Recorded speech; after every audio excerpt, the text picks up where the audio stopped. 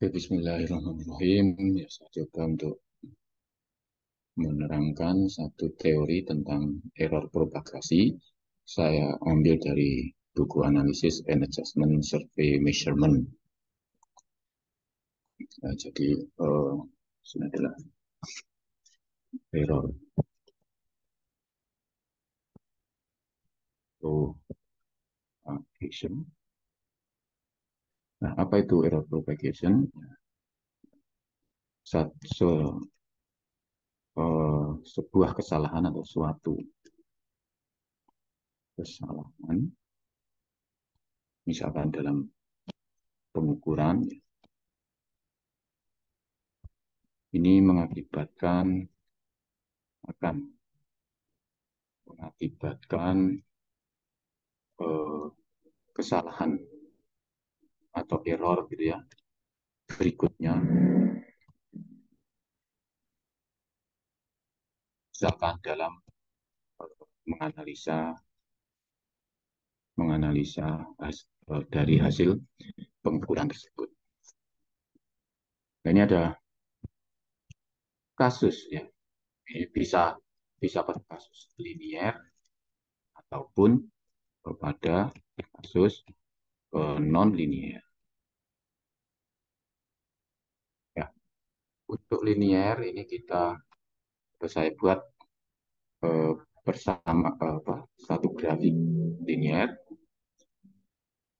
ya, intersepsi dengan sudut theta ataupun eh, gradiennya tangan theta adalah A. Jika ini sumbu Y, ini sumbu X, maka kita punya persamaan di sini adalah Y sama dengan X plus D. Nah, sekarang untuk kasus non-linear, saya misalkan, atau dalam buku itu dimisalkan Y sama dengan X kuadrat. Diambil Y sama dengan X kuadrat. Ini non-linear. Nah,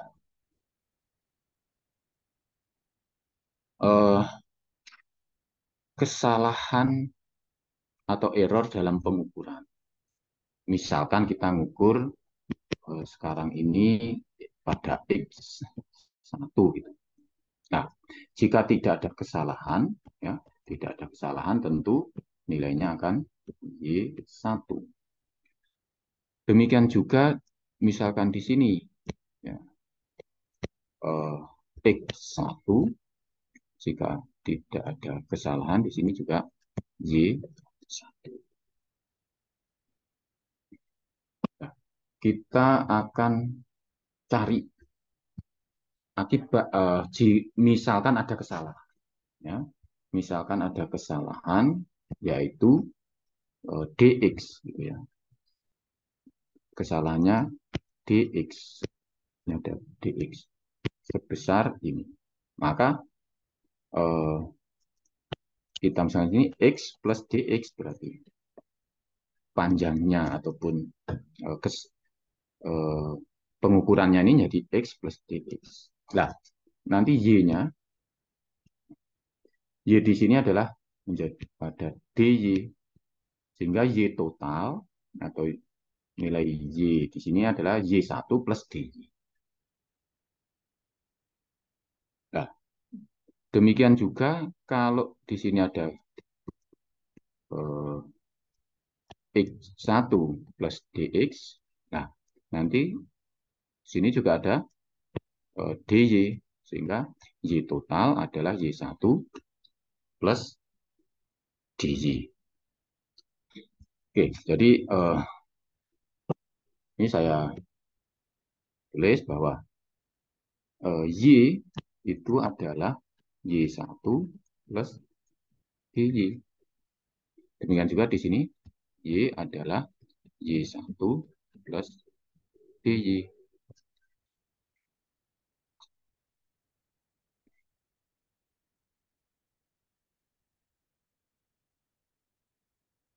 Nah, nilai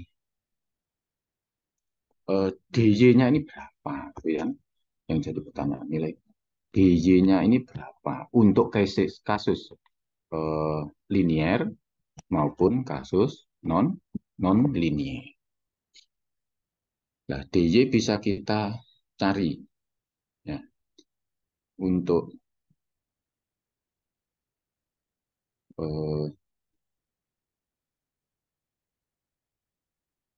untuk kasus linier ya. Y itu adalah Y ini kan AX plus B ya. AX plus B. Kalau ada X-nya itu ada kesalahan, sebenarnya bisa kita tulis ya A ini adalah X X1 plus DX plus B. Sehingga nilainya adalah A X1 plus A DX1 plus B. Atau A X1 plus D plus A DX. Nah, suku yang pertama ini adalah Y1. Berarti sama dengan ini. Suku yang kedua ini adalah DY. Nah, berarti ini bisa kita simpulkan DY adalah ADX untuk kasus ini. Oke, jadi kita tulis DY adalah ini atau DY adalah ADX.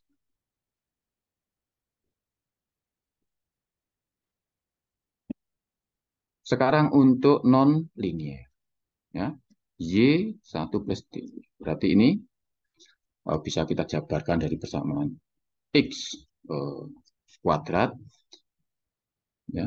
Y jika ada kesalahan berarti X1 plus ya X1 plus DX kuadrat. Nah, itu nilainya berapa? X1 kuadrat plus nah ini dikuadratkan kan X1 plus DX ini 2X1 DX plus DX kuadrat. Nah, sama seperti di linier, nilai Y1 jika tidak ada error itu adalah X1 kuadrat. Nah, maka nilai ini adalah nilai DY-nya. Nah, sehingga bisa kita tulis DY adalah 2 X1 DX plus DX kuadrat. Nah, ini kita tulis dengan analogi pada yang kasus linier, sehingga DY di sini adalah 2X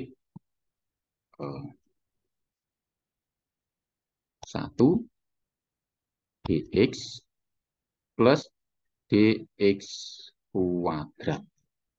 Maaf, ini tidak cukup, saya di plusnya saya tadi di. Nah, coba kita perhatikan. Sebenarnya DY ini bisa kita cari dari turunannya, turunannya persamaan awal. Karena turunan Y sama dengan AX plus B, DY per DX-nya adalah A.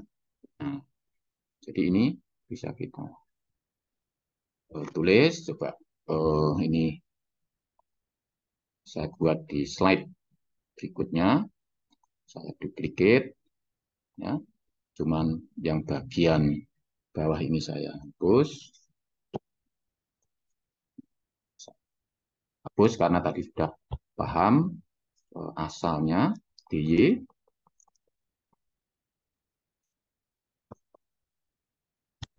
Hapus ke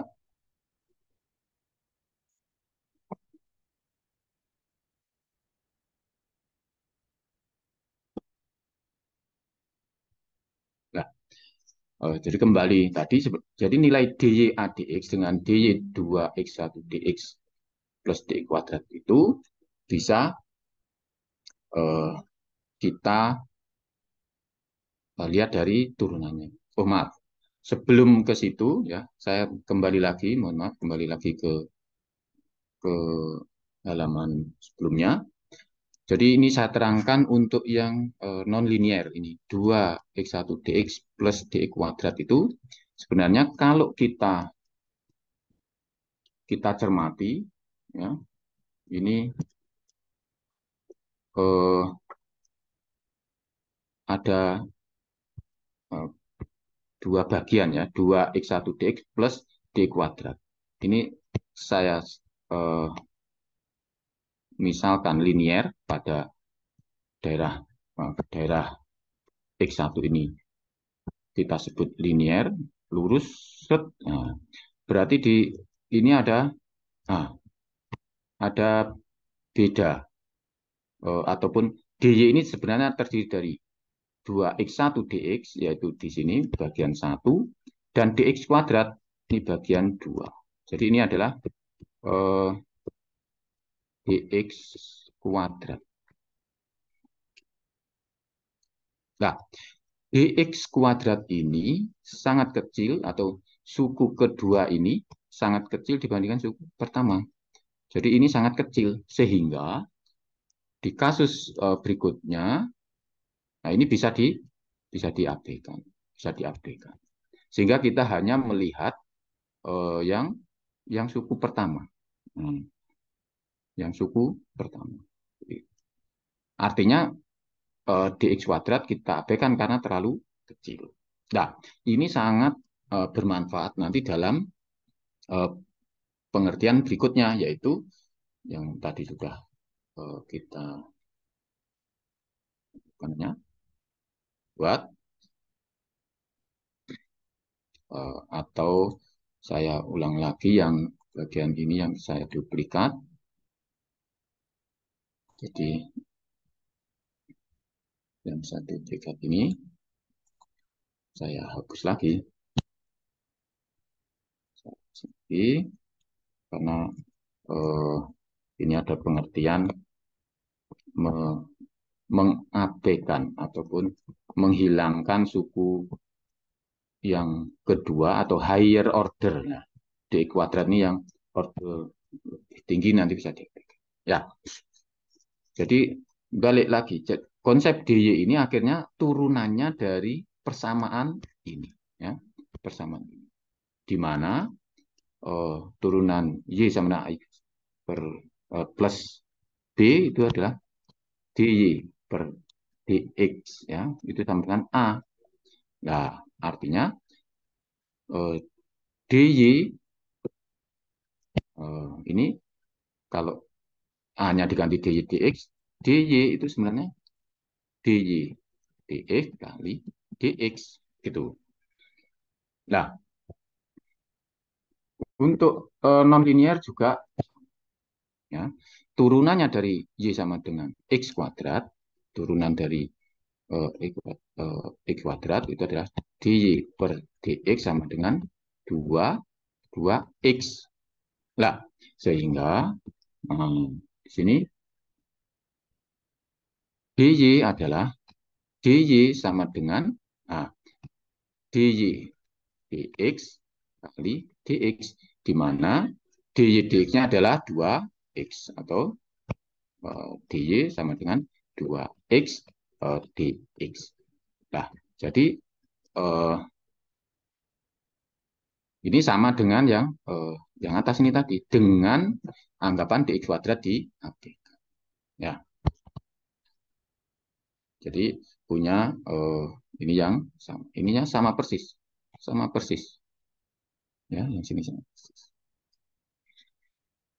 Oke, sehingga ini nanti bisa kita uh, pakai untuk nonlinear yang lain. Ya, maksudnya jika kita punya ya, nonlinear dengan variabel ya, dengan variabel X lebih dari satu, kita bisa pakai prinsip yang atas tadi, ya, prinsip menurunkan ini aja. Kalau ini kebetulan misalnya X-nya kan sama, sehingga turunan dari sini. Nah, kalau X-nya tidak sama, berarti ada Y itu ada X1, X2 misalkan. Ini kan tidak sama.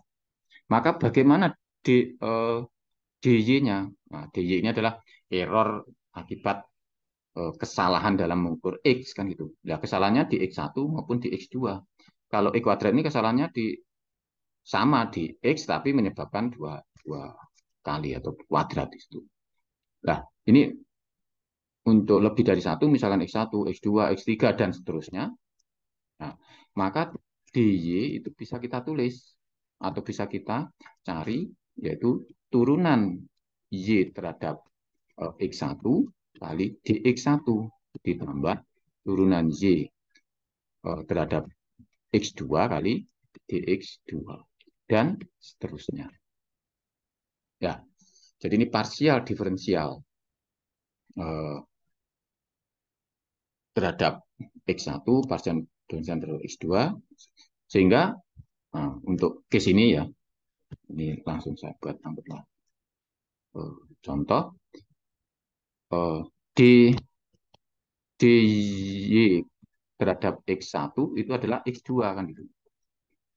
Nah, kemudian DY terhadap X2 itu adalah X1 kan bisa dilihat dari sini ya, X1. Sehingga DY itu adalah X2 dx1 ditambah X1 kali dx2. Jadi ini ya dan seterusnya 3 nanti gitu ya. Dan bisa kita gunakan. Jadi ini turunan dx1 dengan nilai konstan pada X1, konstan pada X2, dan seterusnya. Nah, ini bisa kita pakai untuk kasus-kasus yang punya kesalahan lebih dari satu. Ya, terima kasih. Ya.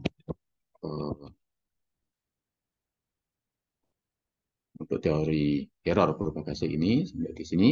Nanti next video, insya Allah kita akan lengkapi dengan contoh soal. Ya, sekian. Assalamualaikum warahmatullahi wabarakatuh.